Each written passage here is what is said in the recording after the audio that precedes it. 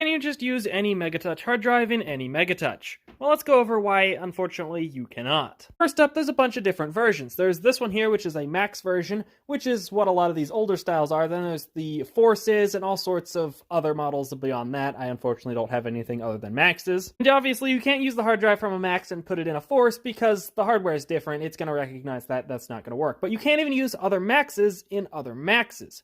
There's diamonds, there's sapphires, a whole bunch of different models or submodels of the maxes and forces, and you can't switch those drives between each other because of one reason. That is this. This is the security key that plugs into the I/O board on these, and there's a whole bunch of different model numbers. As you can see, there's a number on this, and that corresponds with a software version, and this key will only work with a specific software version. This was to prevent people from just buying one upgrade disc from Megatouch, or the company above Megatouch, I forget what they're called at the moment, from buying just one upgrade disc and upgrading all of their machines. They had to buy a key for every single one of their machines.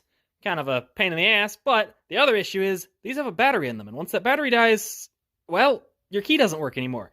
For the sapphires, I believe these are actually clonable. I believe people have found a way. They're just simple I buttons. I bought a bunch of them a while back to play with them.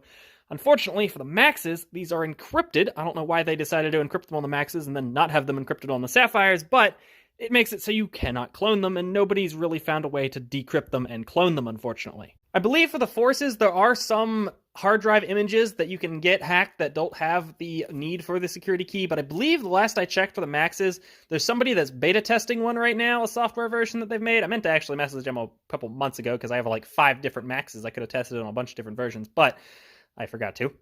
Basically, I don't believe there's any functional images besides maybe that person that's beta testing them. At least the last time I researched these things, there wasn't. That didn't mess with something. Certain games would break. You wouldn't be able to adjust the volume. Certain random things like that that are kind of important. But I guess you could live without if your key died. Though, at this point, you can still buy these. But for how long, who knows? They aren't rechargeable. And once they die, well, they're dead.